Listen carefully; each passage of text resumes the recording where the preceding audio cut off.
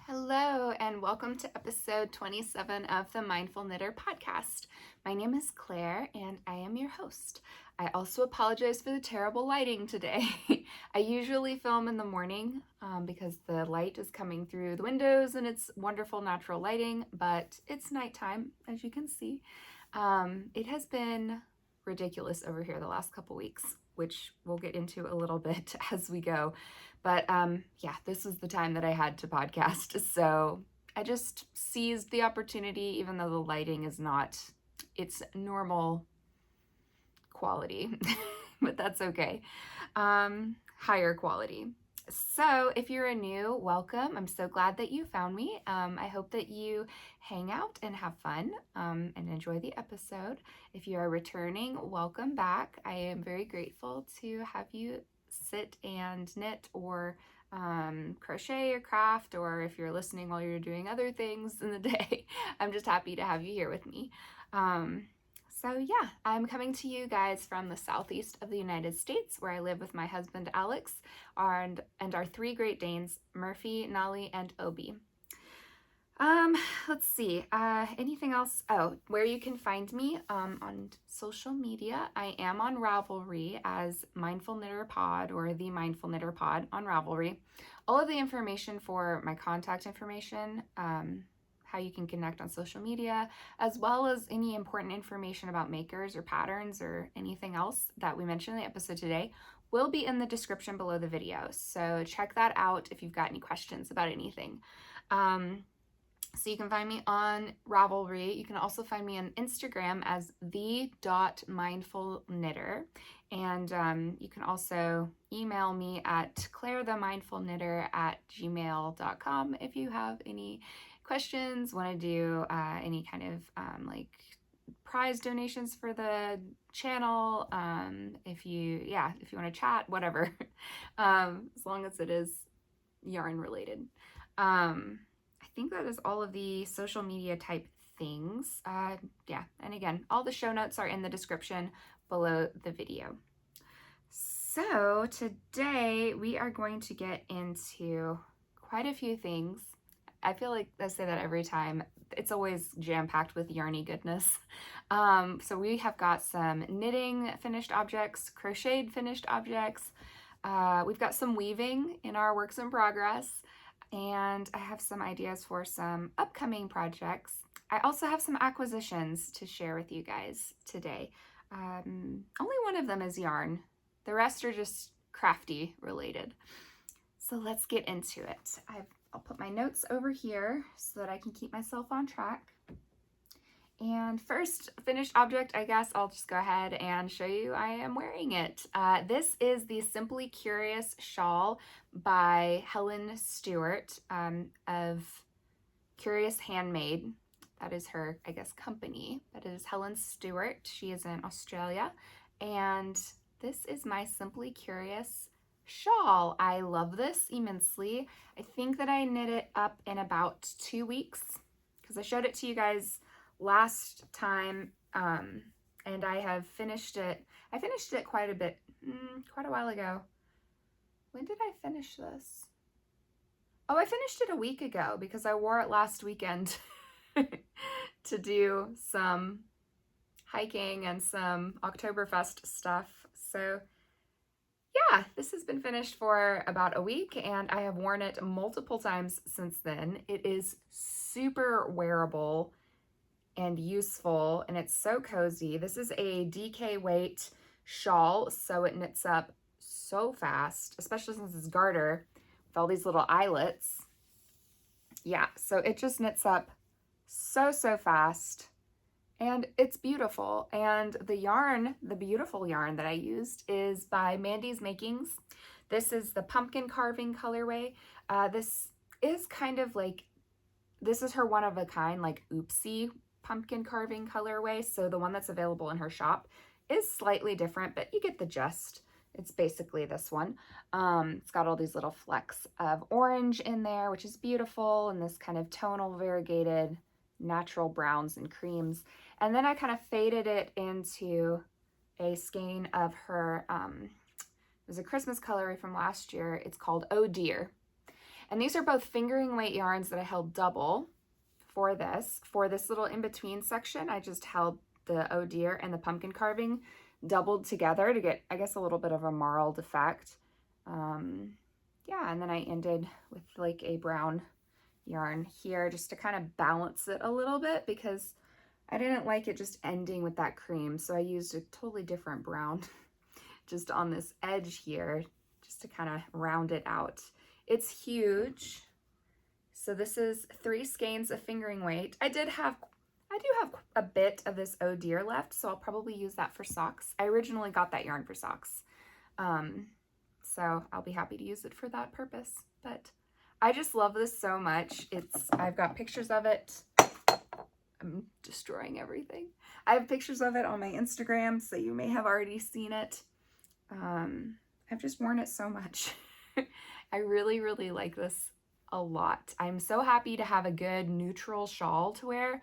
I'm very happy to have good fall colors, but with this like little bit of pink. Oh, I don't know if I showed the pink in the oh dear super well, but it's got like little speckles of pink instead of the speckles of orange. And I love how the pink and the orange come together in like the marled section. I don't know how well it shows up on camera, but it is real cute in person. So yeah, I do like pink. So I'm happy that I have an autumnal shawl that's got a little bit of pink in it, but in a subtle, understated kind of way.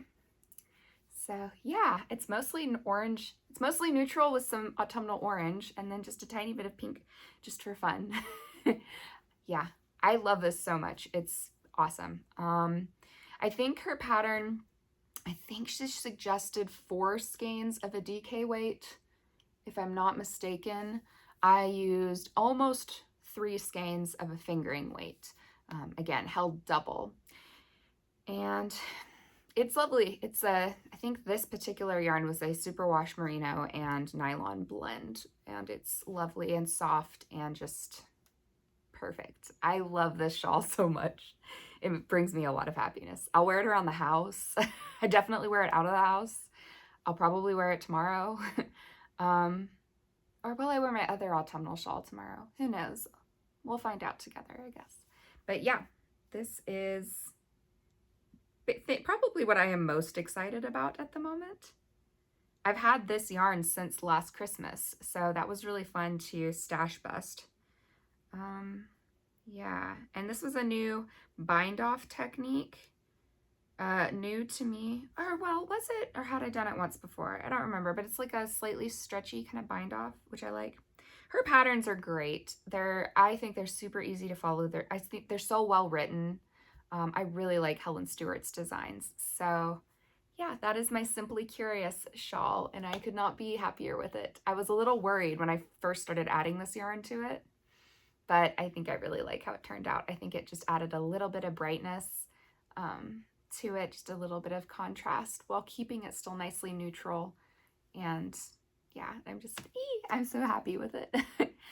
All right, so my next finished object, I just finished today, this morning. I just bound these off. And as I'm looking at them, I feel like one of the legs is slightly longer than the other. Yeah, maybe like a couple of rows. That's fine. I don't really care. These are my Halloween socks this year. Aren't they bright and fun? I'm pleased. I'm very pleased with them. So this is Nanette Studio yarn. Again, all the information for these makers will be in the description below. And I just think that these are the most fun Halloween socks.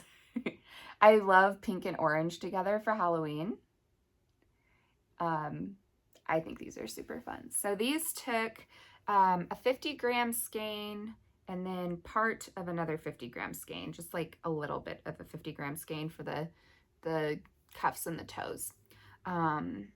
These did a great kind of spiral pooling that creates this kind of striping sort of situation. You can see it better on this sock because actually what happened, and then I love this like flash pooling that happens. You get these like little stripes here and then you get some like flashes in the middle. I love that. I think it's so much fun with hand-dyed yarns, particularly like with the indie dyers. How, just to see how is this yarn going to knit up, because you never really know. And I think that's really fun. And I don't really need my hand knit socks to be completely consistent all the way through. I think that's part of their charm and really part of the fun with knitting it, because I don't really know what's coming up and I'm excited to find out. These are knit slightly differently, you can probably tell. And what happened, I don't really know how this happened, because I knit socks using a 50-gram skein for myself all the time. So I don't know if this one was short on the yardage, or if it or if I was just knitting these very differently than usual. I don't know. I did knit these on 5 US 1s. So they're on DPNs, all US 1s. Usually I'll throw in like a 1.5. So I'll knit with like 4 needles that are US 1 and one that's like a US 1.5. But this time I just did all US 1s, and maybe that affected my gauge enough to make a difference, because the fabric's going to be a little bit denser when you use a smaller gauge needle. So maybe that's what did it. I'm not really sure. Maybe I just knit these a whole lot tighter than usual. My hands have been hurting, so maybe that's it. I'm not real sure, but yeah. Anyway, I ran out. Well, I was getting suspicious that I was going to run out of this yarn when I got to about here on the sock, because I was thinking that doesn't look like the right amount to have left for me to be able to do 2 socks. So I waited, and right about here, I was at 25 grams remaining for the main color. So I was like, well, I'm going to run out of yarn if I continue the way that I've been knitting. So what I did for this sock to kind of make up for that was so here I just did a little, like a few rows of the orange, and then I switched to my main color. On this sock, I did the whole cuff as the orange, and then for this whole section, I alternated every row between the orange and the main color. So every round I switched. And it's, it's pretty seamless. Like, you can't really tell where it is that I switched. Like, if you are really looking, and maybe it's high contrast enough on the video with the fluorescent lighting that you can kind of tell a little bit, but just like looking at them, especially while wearing them, you can't tell. So I that worked really well. I ran out right here where I switched to the orange, and I switched to the orange perfectly. So that worked great. Also super weird, this never happens, but do you see how the heels are like the same? How is that possible? This is hand dyed. This is indie dyed, hand dyed yarn. So why is that matching up perfectly right here? So weird. I don't know how that happened. I don't know how that happened. I don't know. Mystery of the Halloween socks. But yeah, so these are really fun.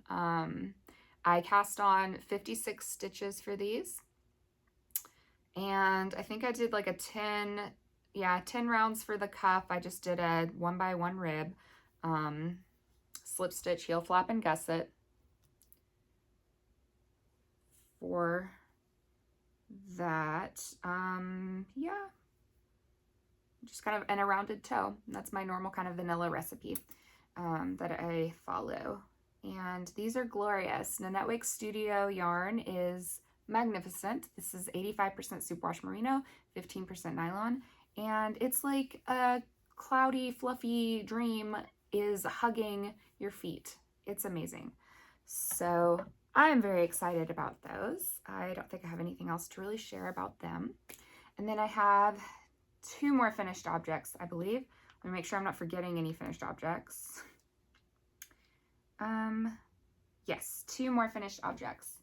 I forgot to mention this at the beginning as well, but I will be announcing the winner for the prize drawing for our Podiversary prize today. So stay tuned for that. We will get to that after, I guess during our yarn chat or knit chat. Knit chat towards the end is when we'll announce the prize winners, or prize winner. We just had the one winner. Yes. And also with all of these finished objects, I know I had a lot of finished objects this time. That's not usual. I was really sick for over a week. So last episode, I was like, oh, I'm so tired and I hope I'm not getting sick. And it's probably just allergies. I was straight up sick. Like I had been sick for like 3 or 4 days at that point, but it hadn't registered yet. And then I just declined the rest of the day after filming the podcast. And by the next day I was toast, and I stayed toast for a week. And then it was a couple of days like recovery period. So it was a little ridiculous. I didn't go to work for a week because I couldn't. I was not able to do my job. So I stayed home and knit just constantly. There was one day where I had to stop knitting and do some spinning because my hands were hurting so much. I was getting like shooting pain up my arms, which is not what we want. So I got a little distracted for a second because I had an injury, which I actually feel like I should probably check out, but I'll take care of that later. Yeah, so I have a lot of finished objects and works in progress this week because I was very sick and just sat in my rocking chair and knit for a week, and didn't really do a whole lot else. It's very fortunate that my sister-in-law's mother made me and Alex some roasts when I was visiting my niece a couple weeks ago. And so we both had, Alex ended up getting sick too. So we had those roasts that she'd made us, and that sustained me for about 4 days, which was good. Yeah, it was one of those like sicknesses where like I didn't eat for, there were like 2 days where I didn't really eat. And I didn't even have stomach stuff. It was just like a really bad cold. Yeah, it was no fun, but we survived. Okay, so next finished object. This is for my mother-in-law, and we're celebrating her birthday tomorrow. So that's one of the main reasons I'm filming this podcast tonight, because I needed to be able to show this to you guys before I give it to her tomorrow. But we're celebrating her birthday tomorrow, and I actually need to, oh, I know where it is. The ball band. I want to give that to her because the colorway name is Scuba Dive, and my mother-in-law's main hobby is diving. She goes diving, a lot. It's hard for me to estimate how much she goes. She goes diving a lot. And actually for tomorrow's like kind of family get-together celebration, we're going to the aquarium in Atlanta, Georgia, because I've got family that lives, I'm in Atlanta all the time. You'll see vlogs because I have family that lives there and I visit them a lot. So we're going to be at the aquarium in Atlanta, and she's going to be diving with sharks for her birthday present. So I'm going to give this to her, and probably before she does the shark diving. And I hope she likes it. She likes jewel tones and she loves ocean colors. And this colorway was called Scuba Diving. So, or Scuba Dive. Anyway, so first, look at these colors. These are jewel tones, and this is ocean color, and that's Scuba Diving. And then I edged it with, I think this is the St. Lucia colorway from, who is it, Big Sky or Blue Sky? I think it's Big Sky Fiber Company. I'll have the description, or I'll have this in the description below. But yeah. And so what did I make her? I crocheted another Adeline shawl because I love this pattern. And I blocked it pretty hard, so you can see me very well through it. but I actually haven't tried this like on to like see how it lays yet. But this is basically one skein of fingering weight yarn that's about 400, I think about 460 yards. And the edging was just, I don't even know how many yards or grams it was to do the little edge. My Adeline shawl was 2 skeins, and 1 skein was a very, it was generous. It was like 115 grams, and it was over 500 yards. I think it was getting close to 600 yards. And then the other one was a pretty standard fingering weight that was about 400, and I used almost 400 yards, and then I used almost that whole skein. So my Adeline shawl is quite a bit bigger than this one, but this is a pretty good size for a 1 and a bit skein project. Again, I blocked it pretty hard, but yeah, I think that is a good amount. And if you hadn't seen my Adeline shawl, then I'll try to show this to you a little closer. It's just basically crocheted pineapples. I don't know how well you can see that. Here, let me put it on a solid background. If you don't know what a crocheted pineapple looks like, then maybe this will help. Yeah, you can see it a lot better. So yeah, it's got all these little pineapples. So pretty. I really love this pattern. This might not be my last Adeline shawl. It's the Adeline shawl by Expression Fiber Arts. She's got great tutorials for this on YouTube, and it's just a really, really beautiful pattern. And okay, so I made this while I was sick, but how long do you think that this took me to make? Fingering weight, crocheted lace shawl. This took me almost exactly 24 hours to crochet. I was sick. I wasn't doing anything else. I did sleep in there for a bit, so I guess it took me like 14 hours because I probably slept for 10 hours. So this is like a 14-hour project for me. And I'd already made one before, so I was very familiar with the pattern, so I had it memorized. So I didn't have to keep looking at the pattern or anything, which, you know, takes up time to keep looking back and forth. But yeah, this took 14 hours to make. And then I blocked it, and yep, and that was it. That's all she wrote. So very satisfying. A very satisfying shawl for stash busting some fingering weight yarn. Yeah, so let's see. Let's see how this is on. This one's clinging to me. There we go. I think it should be okay though. Yeah, so I think that's nice. Yeah, I think that's kind of nice. That lays nicely. And one modification that I did to this, I did this with my Adeline as well, was I wanted extra length on these tails, because if I had done it as written, it would have ended about right here. So each of those little tails would have ended like right here, and I liked them longer. So what I did, yeah, it's just so pretty. So what I did was on one of the repeats, I crocheted, like, it's a 4-row repeat. So I crocheted row 4, and I think it was in like this. Yeah, it's about in this area. I can tell where I did it.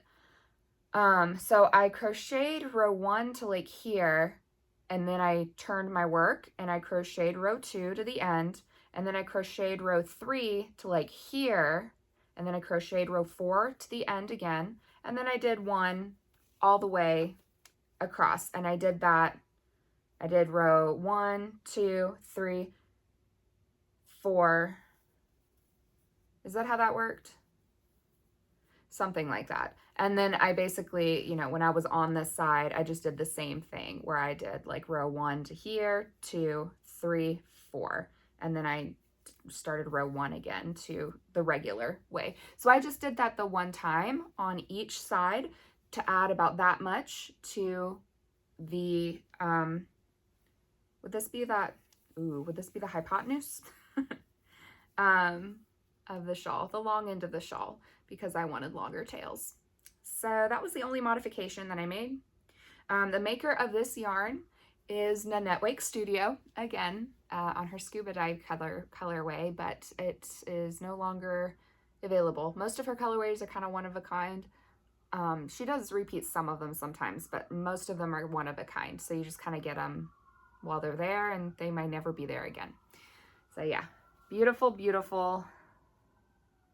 And I'm really excited to give this to my mother-in-law tomorrow because, again, her favorite thing in the world is to be in the ocean. Tomorrow she'll be in a fish tank or a shark tank, but usually she's diving in the ocean. I'm really excited. I hope she likes it. And I think I'm going to tell her, because I don't know if she's going to love this super bright blue down here, because that is a particular look, and if you don't really love that, then that's fine. But I do think, like, with it all folded up, it does kind of blend. I think it does blend nicely. But I think I'm going to tell her if she doesn't love this bright blue, and if she'd rather have something more, like, something that does just fade into, that isn't quite so contrasty. Because this blue is obviously in here. Like, you can see it, it's in here.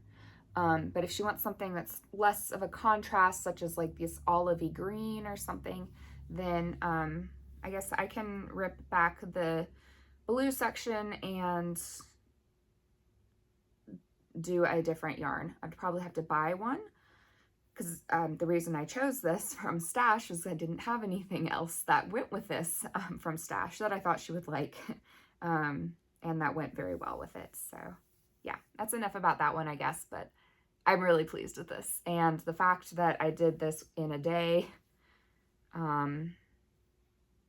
yeah, I started it one evening and then I bound it off the following evening. So yeah, within like an hour or two of like my start time the previous evening, I've never had that happen before with a project this big, and especially with fingering weight. But crochet goes so much faster than knitting. And if you are already familiar with the pattern, it makes a big difference. And then I think I am just naturally a much faster crocheter than knitter. I'm not a very fast knitter. I am average paced, which is fine with me because I don't really feel the need to speed through my projects. I kind of like to savor them. It's fun every once in a while, though, to get some very like instant gratification and quick satisfaction. And so stuff like this, any crochet project makes me feel very satisfied very quickly. So yeah, I'll have to wrap that so I can give it to her tomorrow. I hope she likes it. And if you're watching, happy birthday / belated birthday, because you'll probably be watching this after your birthday has happened. But yes, love you and happy birthday. Next and last finished object is some yarn. So I did spin some yarn while I was sick. This is just a natural Corriedale sheep that I got this roving from a farmer's market in Wisconsin, and spun it up. And it's very floofy. It's very floofy. It is not a like crisp yarn, but I kind of like it. I haven't spun anything like this before. Usually I've got some more definition with my hand spun. What's a good example?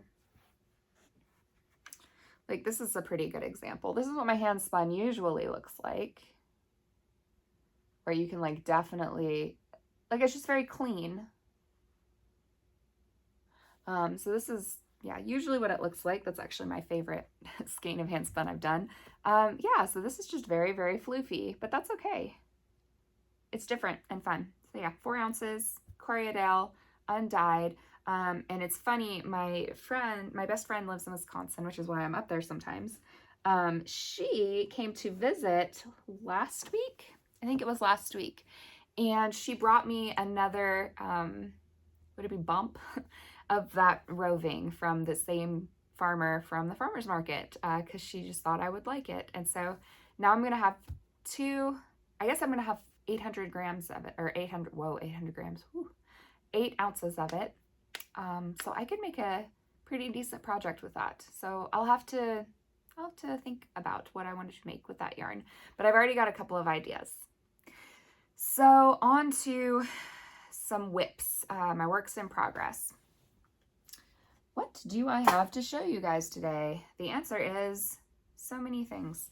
And I do have more whips than what I'm showing you, but I am not going to show all of them to you because a lot of them haven't made enough progress to really be particularly interesting.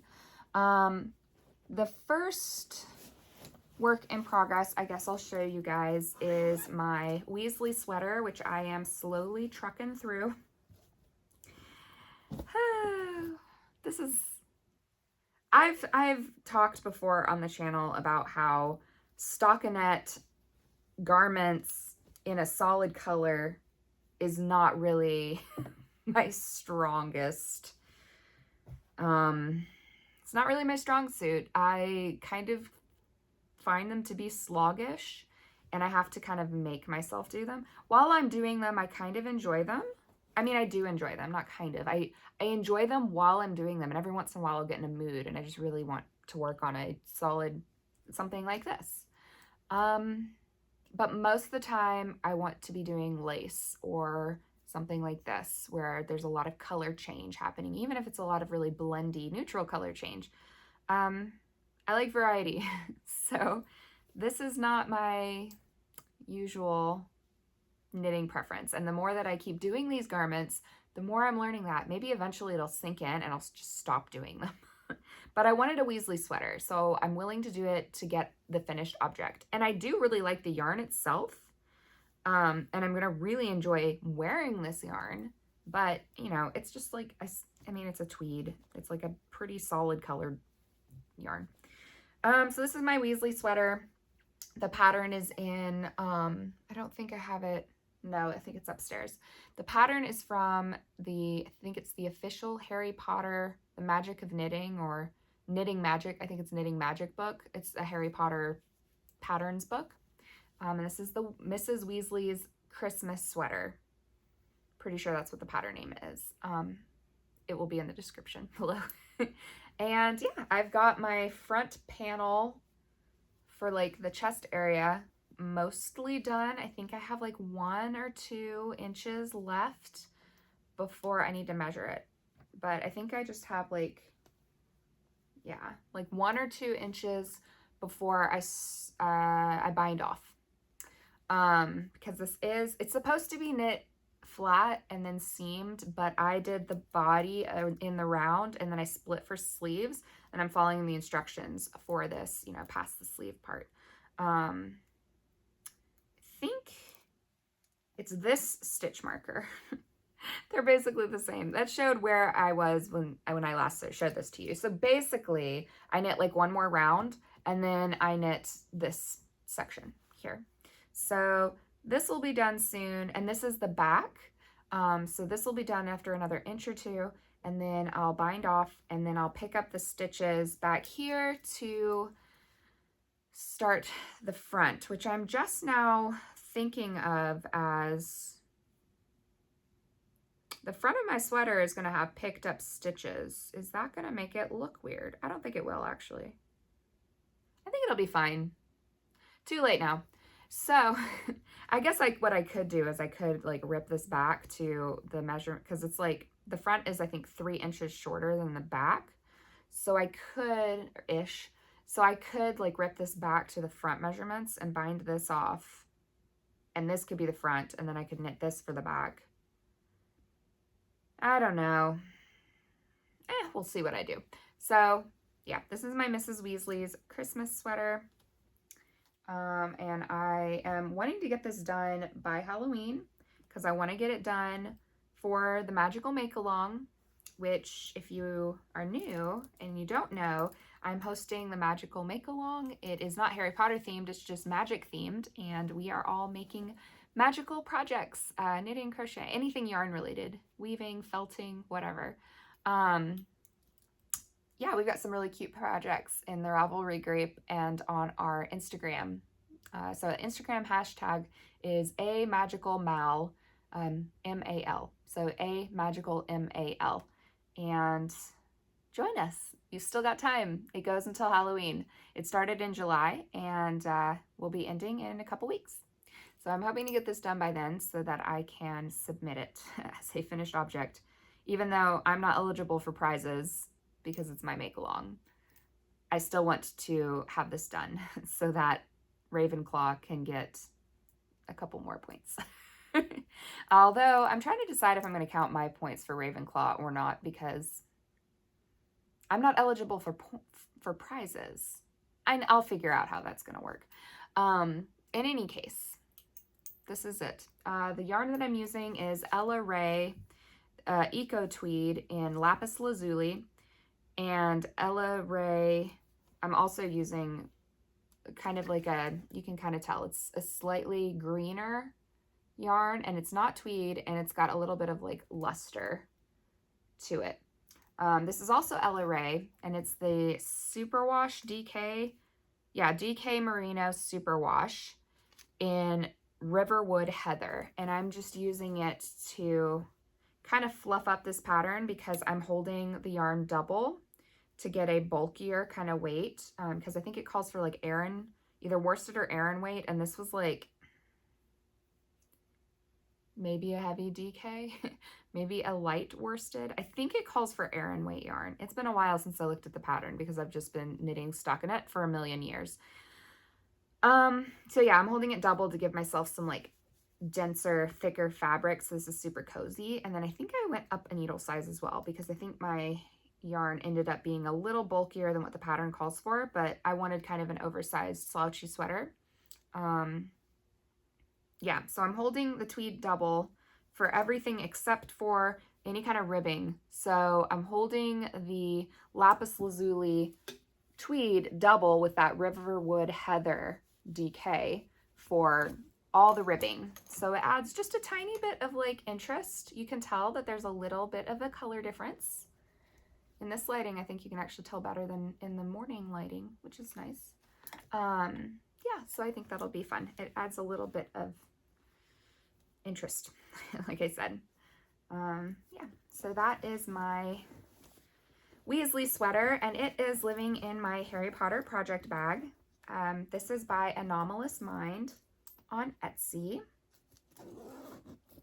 Yeah, super cute project bag. I love this project bag. And I didn't show you, my socks are living in, or were living in this project bag. I got this last year after Halloween and then squirreled it away from myself so that I would be able to take it out this year and have a surprise. A sort of surprise. I vaguely remembered what it looked like. And this is so cute. It's by Crafty Husky on Etsy. Let me double check so that I'm not like fibbing to you. Yeah, Crafty Husky on Etsy. And yeah, it's super cute. It's lined in black, and I just had various Halloween-ish yarns that I'd squirreled in here. Although this one I'm now thinking I'm not going to use. This is Nanette Studio again, but this is from last year. She definitely doesn't have this anymore. It's called Orangeade, like lemonade. And I might not use this as Halloween yarn. I might use this instead for like, I have this idea that I really want to do like a fun neon shawl, because I have a couple of yarns that I've ordered online that were way brighter than I thought that they were going to be, and I haven't really known what to do with them, but they're beautiful, so I've just held on to them. One, I can't return them, and two, they're really beautiful. So and I might do a Simply Curious shawl in different neon speckled yarns and variegated yarns. What do you think? I think that'd be really fun. So yeah, this is my Crafty Husky Halloween cat bag. It's got some bats on it too. Okay, so my next work in progress is, let's talk about these socks for Alex, because I asked you guys, what should I do about these socks? I'm running out of this yarn due to a very silly mistake. And what should I do? Well, I think one person did suggest looking for this yarn because I think they'd said they had found it or seen something similar online. And I was like, well, that's interesting. I'm not really sure if I'll be able to find it because I got this yarn at a flea market. in Nashville, Tennessee. And I really like this yarn. Do I have the ball band right here? Maybe I've got it. Oh, I've got it right here. It's Wildfoote. Yeah, it's hand paint Wildfoote luxury sock yarn in the Bluegrass colorway. And so I was thinking, I don't know if I'll be able to find that. So I just didn't really look for a minute. But then I figured, why not look? So I got on Etsy and I looked for it and I did find one. So hooray, thanks for suggesting that. Whoever suggested that, I can't remember your name at the moment, but thank you. And thank you to everybody for your suggestions. Some of them were definitely contenders. I really liked a couple of the ideas that you guys threw out. And I kind of had a plan I had a plan of action if I couldn't find another skein of this. So thank you so much. It was really helpful and I really, really appreciate that. I found another skein on Etsy. I found one skein on Etsy. I couldn't find any more. So I snatched that bad boy and I now have enough yarn to knit Alex his socks for Christmas. But this is such a good illustration of why dye lots are important. So this was my original skein that I got at the flea market. Here's the Etsy skein. Those are incredibly different. Do they technically contain the same colors? Yes, they do. Do they look like the same yarn? Not really. They're both called Bluegrass. These are different yarns. But it's fine. I have what I needed because I had nothing in my stash that was gonna even remotely work with this. I was gonna have to buy yarn, and I was probably gonna have to buy more than one because Alex really doesn't like multicolored socks, like unless it's a consistent multicolor through the whole thing. Like he doesn't like having a bunch of color changes in his socks. So I was gonna have to get real creative and it was gonna be an ordeal. So these are so different that I am alternating. I am alternating as I go. I've only knit a few rows, but I mean, you can see, like, you can tell where the new yarn starts. You can tell. So I have to alternate them or else it would be such a stark contrast that I know that he would be like, what did you do? Yeah. So thank you so much for that suggestion and all of your guys' suggestions. I was very frustrated with these and I'm no longer frustrated with them and I'm enjoying them again because this is kind of a fun yarn. It's a lot more rustic than I normally would use, but I like that sometimes for variety. Yeah, I like soft things. There's nothing wrong with rustic yarns. Nothing wrong with them at all. In some ways, you know, well, superior is strong. Everything has its pros and cons, so I won't say any yarn is superior to another yarn. But yeah, rustic yarns have so many strengths and so many good things about them. I just like softer yarns. But sometimes I like to do a rustic project because it just adds a little variety. So this is a rustic yarn to me. It's probably a softer rustic, but it's rustic. So I'm doing a 2x2 rib on his cuffs because he likes a 2x2 rib. It's so dark, I don't really know how well that shows up. And then I'm using some scrap yarn for the heels and toes. Yep. So that's the Alex socks. We have great success with those. I'm very happy that I don't have to panic. Yeah, that's good. So hooray. Those, I don't think I have anything else to say about those. Oh, I do. I'm knitting these on a size 1.5, I think. Why am I knitting these on a 1.5? I'm not. I'm knitting these on a US 1. And These look bigger than a US one. What am I doing with my life? Okay, well now I need to rethink everything. I cast on, so mine are 56 stitches, his are 64 stitches. And I need to re-examine what I'm doing with his socks because I thought that I was knitting them the way that I knit mine, which is US 1s, but with maybe a 1 or 2 US 1.5s thrown in. But now I'm not sure, and I'm second guessing everything. I don't know why his I've knit so many socks now, and I've knit over, is it over 50 socks? I don't remember. There was an episode a couple episodes ago where I went through all the socks that I've ever knit, and I just have been knitting socks for about a year, so, and it was like 50 something socks. So I've knit a lot of socks, so I don't know what it is about these. I don't know. Everyone has to have a problem project, I guess. It happens to us all eventually. Maybe. Yeah. I'll figure these out. It'll be fine. Nobody worry. And this cute little mushroom bag is by Cavallini and Co. And it's a San Francisco based company. All right, so that's that. So my last two works in progress to show you guys. One is the Stephen West Mystery Knit Along for this year. It's the Twist and Turns shawl. And the other one is a weaving project. So I will show you guys my weaving project first, I think. This is in my bag by Puff Stitch on Etsy. And if this is not the cutest Halloween bag you've ever seen, oh my gosh.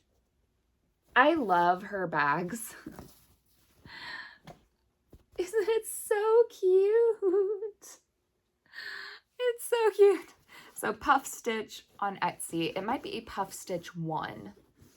But you'll know her when you find her because she'll be the one with the amazing bags. It's got pockets, and this is her, I think, medium-sized, shawl-size bag. And what I have in here is some of my hand spun. This is actually a project I'm pretty excited about because I've been wanting to do this for several months. I bought this roving towards the beginning of this year thinking it would be great for autumn. And so I started spinning, I think I spun this up about a month ago in September because it was autumn. So I was like, I'm spinning. Or actually in August because, no, August is still summer. So for me, September is like autumn. Like September 1st, everything is pumpkins and apples and spices and crisp, and that for me. So I understand that is not the actual start of autumn. I don't care. So I started spinning this in September, like the first week of September. And it spun up great. And then I put it on I recently set up my Swift and ball winder, which I've had for several years and I've never used because I was scared of them. I don't know why. I just get anxious about random things and then I overcome it and I feel accomplished. So I was scared of it for years. Now I'm not. And I caked up a lot of yarn while I was sick. This was one of them. Yeah, so this is my hand spun all caked up, which is really fun. I think it's really fun. It's a cute little cake. I made this. I'm so pleased. So yes, I wanted to weave with it. While I was spinning this, I was like, I want to weave with this because I haven't really done a whole lot of weaving in a while. And I've got a rigid heddle loom, but the last rigid heddle loom project I did kind of irritated me a lot. So I didn't really want to do that again. And I was watching the Jillian Eve channel. Evie is amazing. If you are into spinning, weaving, historical textiles, and fiber arts in general, the Jillian Eve channel is a gold mine. She is amazing. And on one of her episodes that I was watching, she was talking about her triangle loom. And that appealed to me immensely because you're doing like a single strand weaving with the loom. So you don't have to warp it ahead of time. You're doing the warp and the weft at the same time. So if you're not familiar with warp and weft for weaving, basically your fibers are doing like this. So you've got like, it makes like a basket. Oh gosh, my fingers aren't long enough to like really fully do it, but you kind of, hopefully you get the idea. Oh gosh, I can't do it. How do you,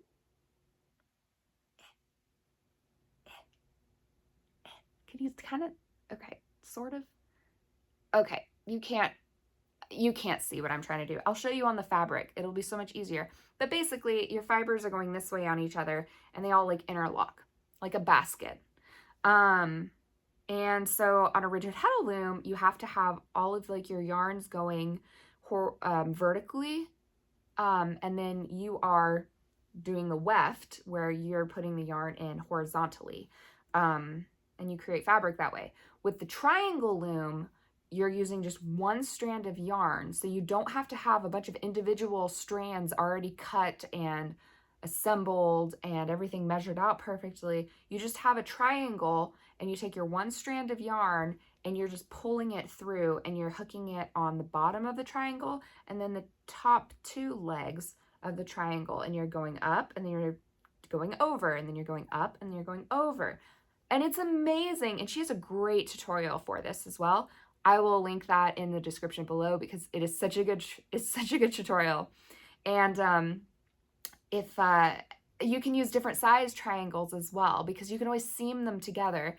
So you can basically do like a module kind of like project, or a modular kind of project where you can do, you can put the triangles in all sorts of different shapes. So you can do like a crescent shaped shawl or like a triangle shaped shawl. You can do like a long, like rectangle shawl, just all based on how you seam together all of your triangles. And you can make it as big as you want or as small as you want. The triangle weaving thing is kind of amazing. So I really wanted to do that.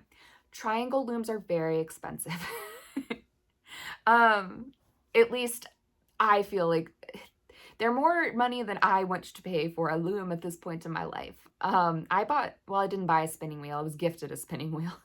But there's a reason I didn't buy a spinning wheel, because they cost quite a bit to get new, and getting a used one is always a little risky. So yeah, and I'm sure that the triangle looms are worth what they cost, but I just didn't really want to spend that much on a loom right now. So you can make your own, and there are probably lots of really great tutorials for that, by just using like bits of wood from like Lowe's or Home Depot or wherever, and then measuring all your pegs and like doing the nails and all that kind of thing. I didn't want to do that. That felt like, one, a lot of effort, and two, stressful, because I would be worried about having so many nails and a board in a straight line and splitting the wood and getting everything like measured correctly and like blah bitty blah bitty blah. So I didn't want to do that. If other people have done that successfully, please tell me, because that sounds really cool and I love that idea. But kind of like my ball winder and my yarn swift, I just have like an irrational anxiety about it, so I just don't want to do it at this point. So my solution I thought was fun, and it actually has worked great. Do you know those like looms for loom knitting? You can buy like those set looms for loom knitting that are like circles, rectangles, triangles, what have you.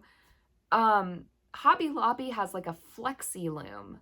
So it's all these like little individual parts that click together, and you can make it as big or small as you want. You can do different shapes. They have a flexi loom. So what I did, they have a chunky version and then like a fine or small version.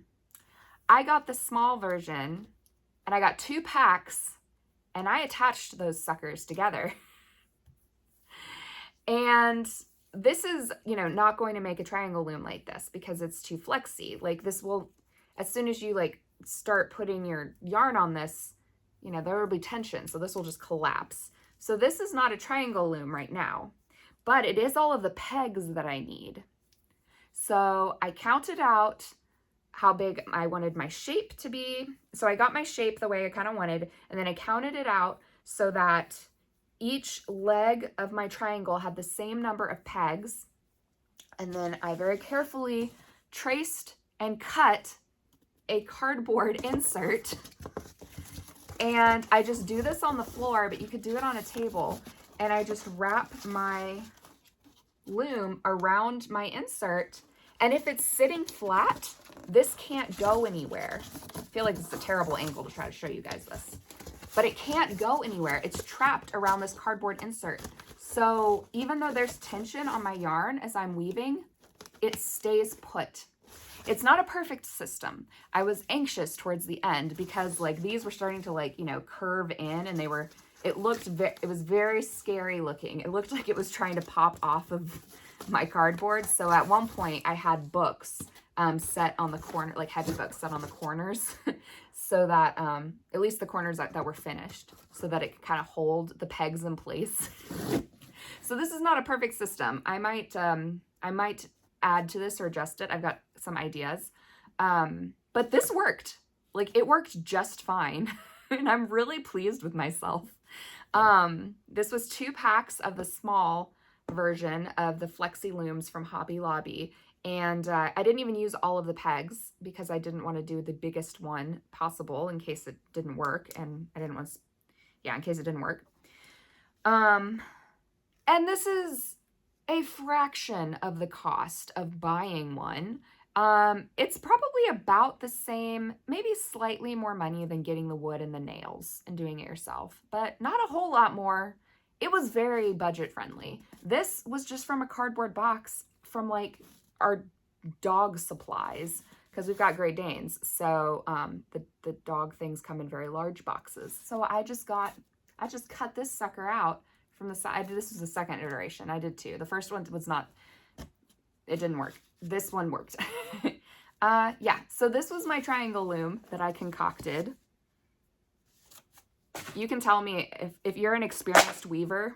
Sorry if that was loud. If you're an experienced weaver and this is a terrible idea, then you are free to tell me. But and please feel free to provide me with alternative solutions or like more ideas around this. But that worked weirdly well. And this is the triangle of fabric I got. It's okay. It's been in this bag for a minute, so it's a little rumpled. But that is definitely a woven triangle. That is definitely a woven triangle. Is that not cool? So this is my hand spun, and this is my woven fabric from my hand spun, and I've got this kind of like plaid-ish kind of thing going on, which is kind of what I wanted. And it's not perfect. It's definitely not perfect. This is the first time I've ever done a triangle loom weaving, and it's not even like a real triangle loom, so I'm not too mad about it. It's super soft. Oh my gosh, it's so soft and squishy.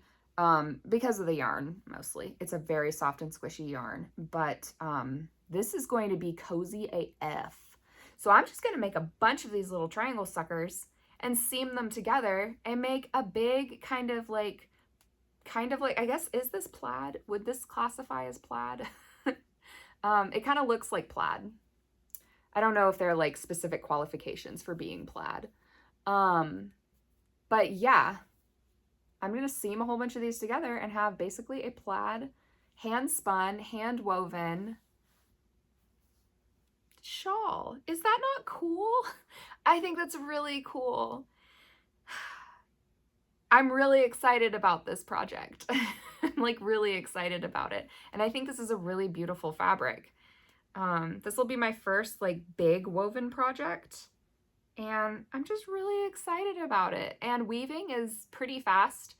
The triangle loom weaving is pretty fast because you don't have to warp your loom. You warp and weft at the same time. So it goes pretty quick. Yeah, it's so much fun. I really like it.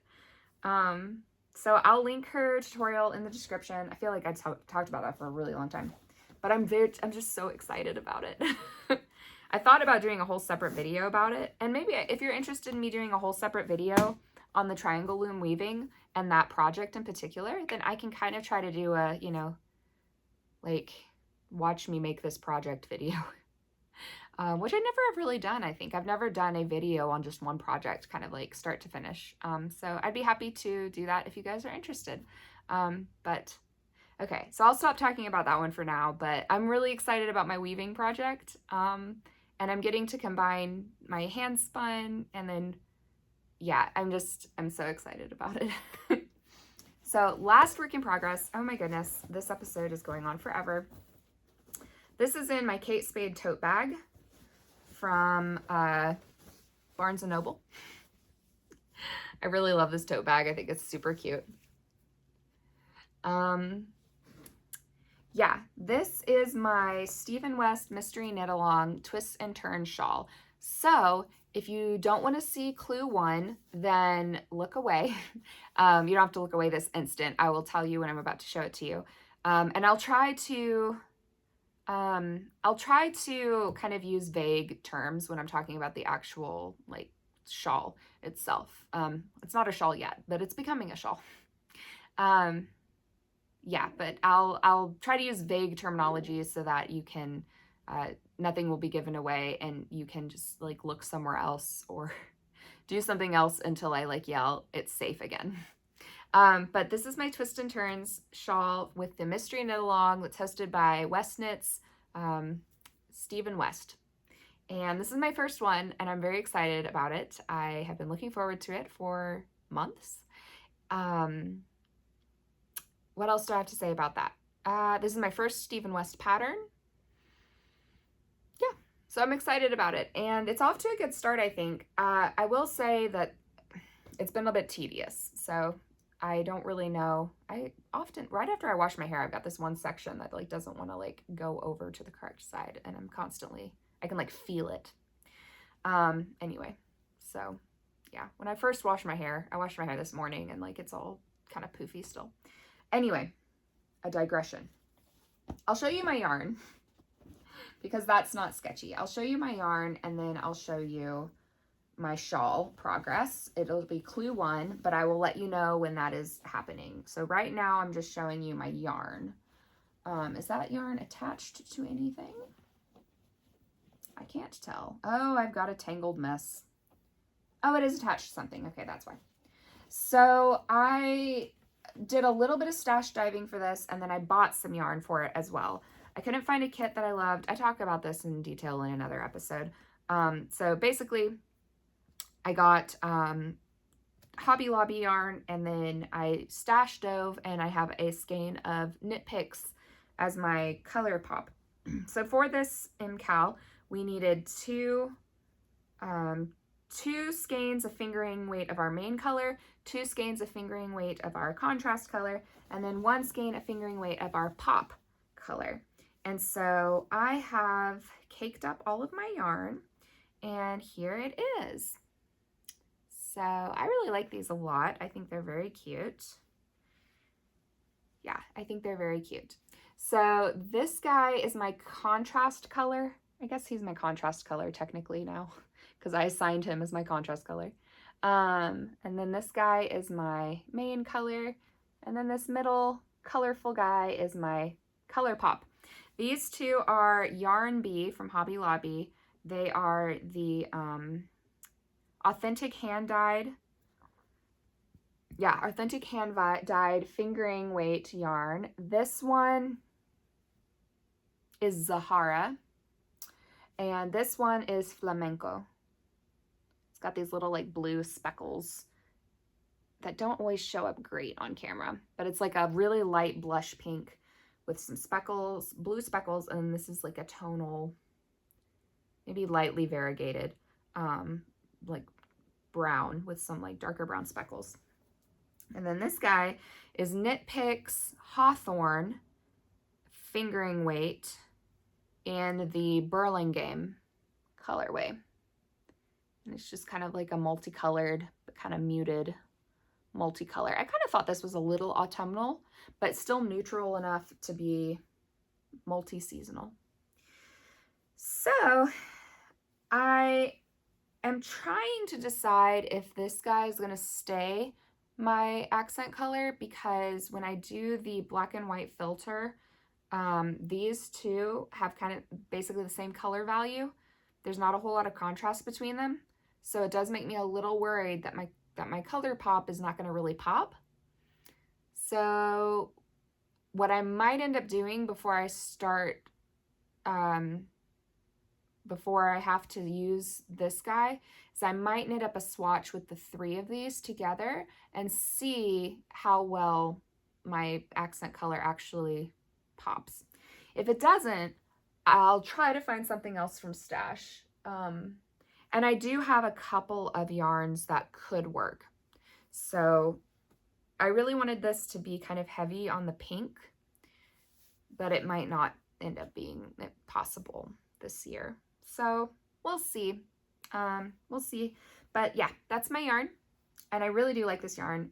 These 2 are really soft. The Burlingame, the Hawthorne fingering from Knit Picks is not super soft. I would almost classify it like a soft rustic yarn because it's not particularly soft. These 2 are merino, superwash merino, and they are very soft. I think this is like a Highland wool. I think that the Hawthorne from Knit Picks is like a Highland. I think it's a Highland wool, not a merino. So it isn't very soft, but it's okay. It's not like rough. So those are the yarns I'm using. I will now show you the progress I've made on clue 1. So this is your warning. Look away. I'm about to show you clue 1. Danger. Danger, Will Robinson. It is happening in 3, 2, 1. Alrighty, here is my clue 1. So I have not made tons of progress. Because this is tedious. It is tedious. I really like how these 2 colors are working up together so far. I have not made tons of progress again on this yet, but that's because this takes forever.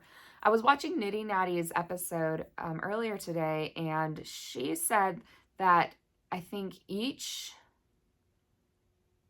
either each color here or each like repeat. So each like of these 2 colors it takes her like 2 hours, and we have to do a lot of these.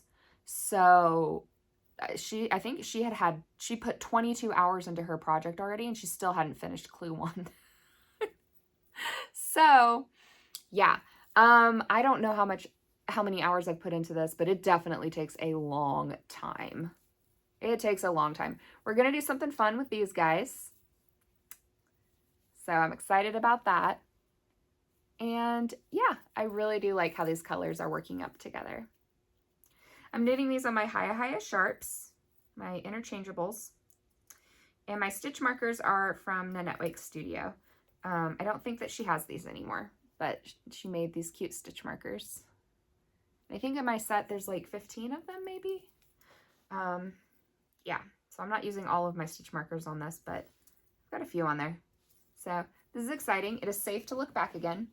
So in case you didn't hear, it is safe to look back. I said I was going to yell.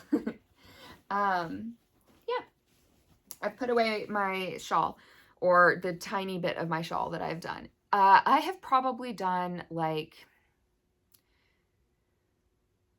a fourth.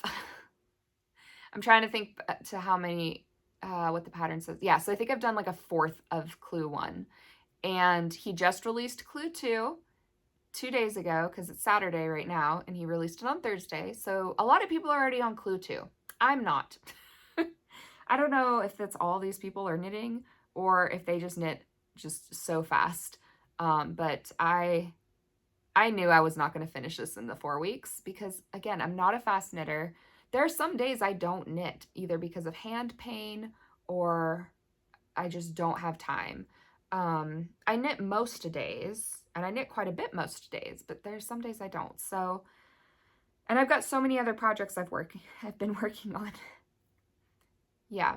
So I really like it. I am enjoying it, but this clue is taking a million years. It's taking a million years. I think I'm going to like it when it's done, and I'm very interested to see what clue 2 is going to be like. I haven't looked at the clue 2 pattern, and I definitely haven't looked at any clue 2 spoilers on Instagram or Facebook or like anything. because I do want to kind of keep the mystery alive a little bit, which means that I'm going to be avoiding spoilers for a very long time. Oh boy. So yeah, I'm enjoying it though. It's fun, and it's really fun to be part of something that's so big. This is definitely the biggest make-along or knit-along that I have participated in. Probably that most people have participated in. It's a really big one. So yeah, I think that's all I have to share about my works in progress. Just pile all of them back on the chair. And let me see what else we've got for today. We're getting close to the end. I don't really like to, a couple of my episodes have been around 2 hours lately, and I don't really love going that long, partially because my voice starts to hurt, or my throat starts to hurt, but also it just feels like a very long time for you guys to have to listen to me. So let's see, we've got our works in progress. And I didn't show you guys the lace shawl that I am designing. It's a lace wrap. That is on pause for the moment because I have so many other things that I'm working on. A design project is, I don't really have the bandwidth for it at the moment, even though I kind of know what I want to do. I just am really feeling a lot of like drive and motivation and excitement around the projects that I have going. So I'm focusing on those at the moment. And they kind of feel like more timeline-y than the design project does because, I mean, I can just get that design done whenever I get it done. It doesn't really matter. I'm not like a professional knitwear designer, so I can take my sweet time. Let's see. So acquisitions, I already showed you the yarn. That was the yarn that I got for finishing Alex's socks. I got some free fiber. My best friend brought me that fiber. And then actually this past week, someone from work brought me some fiber, which was so sweet. They were going through their craft supplies and they had, I think, done some felting and, well, actually quite a bit of felting because they had a lot of fiber in their stash. And they were going through to see, they were just cleaning stuff out basically. And, they were originally thinking of donating things, but then they remembered that I do fiber art stuff. So they brought it to me at work and they were like, could you use this? And I was like, that's so nice of you. So some of it will stay at work for me to use at work. And then some of it came home with me because I might use some of it for a project. But that was really, really nice. I'll definitely show you guys that another time. Whenever I'm probably using it, I'll show it to you. But that was so sweet. I did not anticipate going to work and being gifted fiber. That was so nice. Let's see. I already showed you my Halloween bags. The puff stitch one was a new acquisition, but the other one I got last year. Yeah. So I guess that's the only other acquisitions that I have to show you guys are not knitting related, they're sewing related. So I'll just show them to you very quickly because a lot of people might not be interested in sewing. But I got some fleece fabric, no, not fleece, flannel fabric, which I'm really excited about. And I got a couple of patterns. So I'll show you guys the patterns real quickly. These are from Burda Kids. I was gifted some fabric from my mother-in-law's mother. She was going to do some sewing for the girls, and then she decided she didn't want to do that. And so she just gifted it to me because I started dabbling in sewing. But I am very much a beginner sewist. I don't really know what I'm doing. So I purchased a couple of patterns so that I wouldn't have to do the whole PDF figuring that out thing. And these are the two that I got that are supposed to be fairly easy to do. They're not beginner patterns, but they say they're easy patterns. So this is what I got for the baby, which I think looks super cute.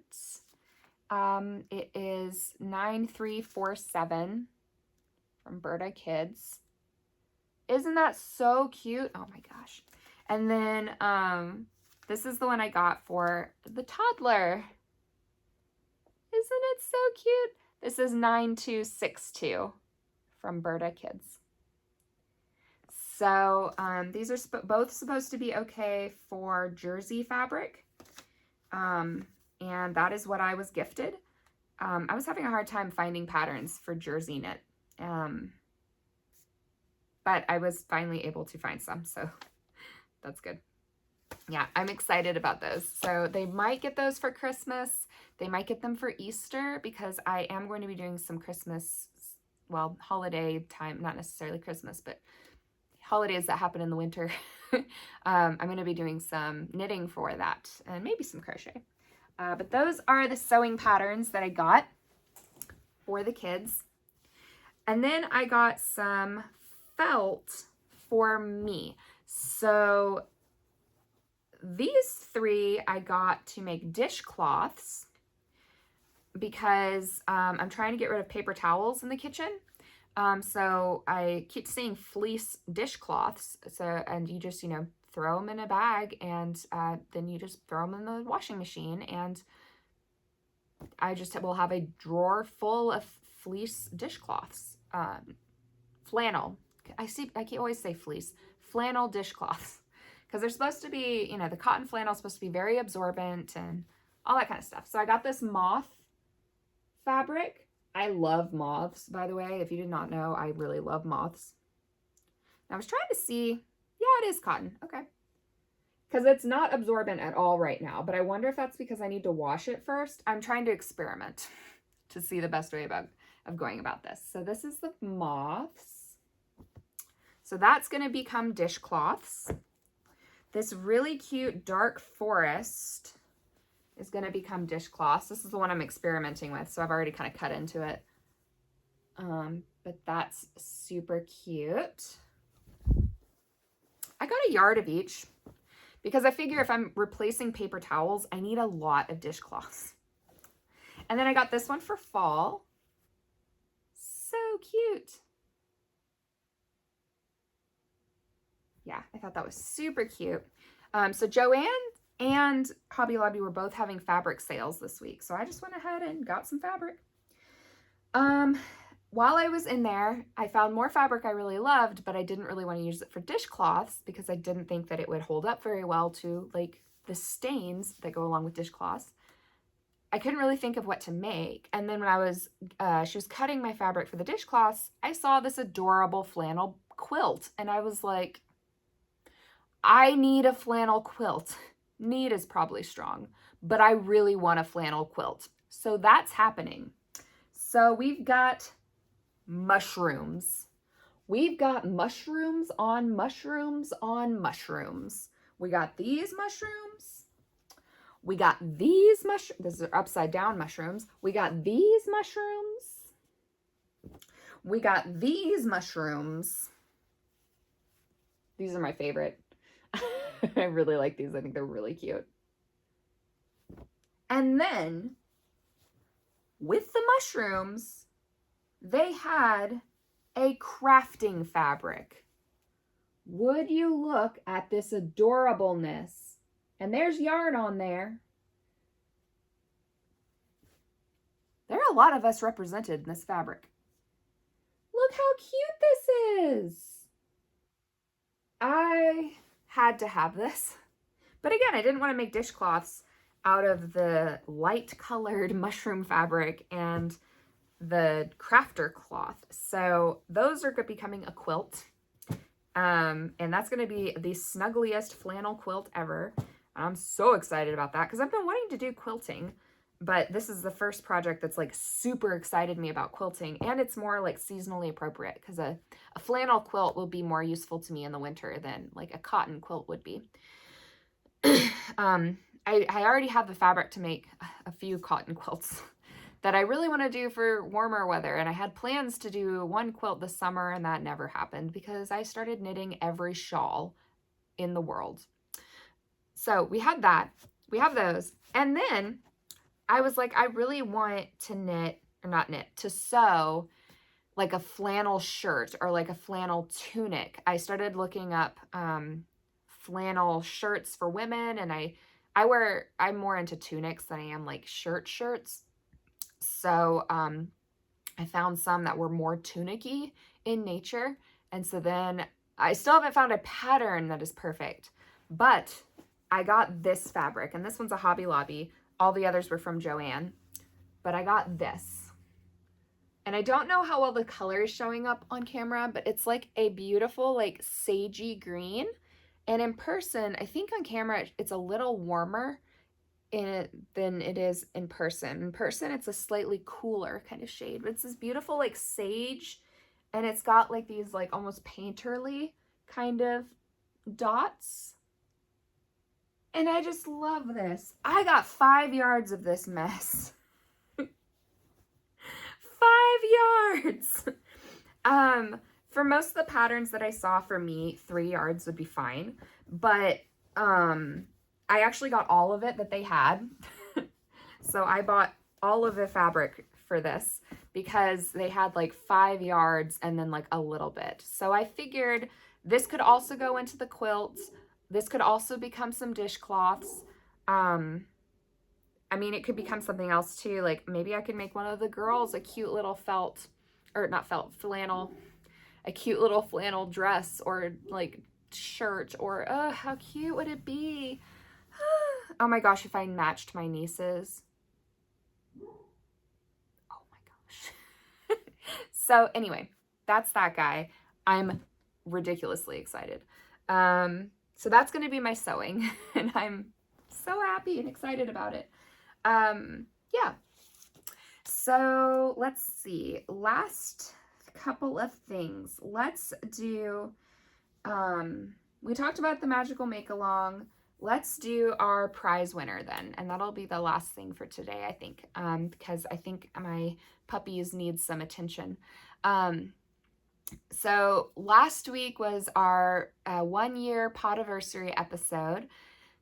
I feel like my algorithm somehow got weird because, I don't know, it took 3 days for that video to upload, which was kind of a lot. It was 2 or 3 days. I can't remember. That's happened to me before, and I think it's more my devices and less YouTube. I think it's more the issue with my devices that I'm uploading from, I guess. I don't really know, but sometimes it takes like definitely over 24 hours for a video to load. So if I ever say I'm going to upload something by this time and it's not there, it's probably because it's taking me a very long time for it to upload. This one I had to try twice because the first one, after day 2 or 3, it said that the file was corrupted. So I just canceled it, and then I tried again, and then it within 6 hours was uploaded just fine. So I don't really know what happened. Anyway, yeah, so we actually didn't get tons and tons of entrants or entries for this prize because that video had very low views. And I wonder if my algorithm got thrown off because it took so long for that video to upload. But if you are watching this video and you haven't seen my happy 1-year Podiversary episode, that was the last one, episode 26 of the podcast. Yeah, please feel free to go check that out. We are going to give away the prize today because I did say that I was going to draw the name for the prize winner, but at the next podcast, so that's now. So no longer able to enter to win. I apologize for that, but yeah, hopefully you can go check it out. If you miss videos, like, you can subscribe, and I think you can click a bell to be notified of when new podcasts or new episodes or videos go up on the channel. So yeah. So feel free to do that if you want to stay in the loop around when videos are going up, because that one had a lot less views than usual. So the only thing I can think of is something got messed up with my algorithm for that video. Hopefully it works just fine for this video. And then I do think, like, when you like the videos, it like helps that algorithm as well. So, you know, more people are able to find the channel, our community grows. I'm able to share more of like the mindfulness things with more people, which is important to me. I don't really ask people to like the videos and comment and subscribe and stuff because I just feel like you're gonna do that if you want to. You don't need me asking you to do that. And I understand why a lot of other channels do that, because a lot of those channels are professional channels. Like, this is their job. So I totally understand that. This is definitely my hobby. So I feel like if you want to subscribe, you will. If you want to like the video, you will. But I do think, you know, liking the video does kind of help the algorithm get more people to know about the channel. So anyway, throwing that out there in case you don't know that, or if that's helpful or meaningful information in any way. Let's do our prize winner. So our prize is this lovely Barocco yarn. It's the Millefiore Light. And is it Gladiolus colorway? It's color 6861 Gladiolus. Yeah, it is a beautiful 50-gram skein of yarn, or sorry, 100 gram. Did I say 50 grams last episode? This is 100 grams. And it's this beautiful multicolored. It's got this gorgeous luster. It's a single ply. It's such a beautiful yarn. Yeah, this is a really beautiful yarn. So we've got this. These are not the colors that you are going to get, but these are the tassel stitch markers that you'll get. These are the stitch markers that I make. These are two of mine that I use, so I'll continue using these. So you may not get these colors, but I will make a few for you and be including it with this yarn. And then I think I'm going to throw in another goodie. I'll see what other goodie I'm throwing in. But yes, this is your prize package, and the winner is, I used random number generator for my prize winner. And my prize winner is Lisa B. So YouTube name Lisa B. Your comment was picked by the random number generator, and you are the winner of our 1-year Podiversary prize. So congratulations. I really, really hope that you enjoy this yarn and you enjoy your stitch markers and whatever else I throw in, which is a surprise for me as well, apparently. Yeah, I really hope that you enjoy it, and I appreciate you so much for being here. I appreciate all of you guys so much. I really, really do. I feel like I've said that a lot lately, but that's because it's true. I would not really have a yarn knitting community without you guys, although I am starting to build more of one now, but honestly, that is because of you guys as well. So, yeah, I just appreciate all of you so much, and I would like to do more giveaways. We will have a lot of prizes for the magical make-along. So if you want to get a prize, or if you just want to craft with us, you can still join our magical make-along. I will have videos linked in the description down below for our information video, our welcome video, and then our updates video. We should have another updates video in the next few days. I was going to post one on October 1st, but I was terribly ill, so that didn't happen because that whole week I was very sick, and then the next week I had to catch up on all of the work that I wasn't able to do while I was sick. So I'm hoping I can film that video tomorrow or 2 days from now and just post that as soon as it's uploaded. Hopefully it will upload the day that I try to upload it and not take 3 days, but sometimes that does happen. So, but I'm going to post another updates video, and then of course we will have a video at the end of the make along, either on Halloween or right after Halloween, with you know, all of the finished objects, just kind of wrapping up the make along, and prize winners as well. So yeah, I think we will end it here. Again, congratulations to Lisa B. Please get in contact with me. You can reach out by email. You can send me a message on Ravelry or Instagram. Again, my information for that is in the description down below. Yeah, so I'm excited to hear from you, and I will get your prize out to you as soon as I can after I hear from you to know what your address is. Please don't post your address as a comment on YouTube or in our Ravelry thread, or any, like, send it to me in a private message so that your personal information remains private. But I'm excited to get that prize to you. Thank you guys so much for hanging out with me today. I'm not doing a mindfulness segment for today just because I am trying to get this episode wrapped up because I had so much to show to you. I will have a mindfulness segment in the next one though, because I didn't have one last episode either, and I do want to do more of those segments. That was a main reason for me beginning this channel, was to include the mindfulness aspect. But mindfulness is such a natural kind of part of knitting and crafting and creating in general that, you know, it's just kind of included organically. But I do like to have an intentional, specific segment for it as well. So that will be in our next episode. I will include a mindfulness segment. I will also share my works in progress and finished objects with you again, and any other kind of shenanigans that I am getting up to. Yeah, thank you guys for joining me. I will see you in the next video. Happy crafting. Bye.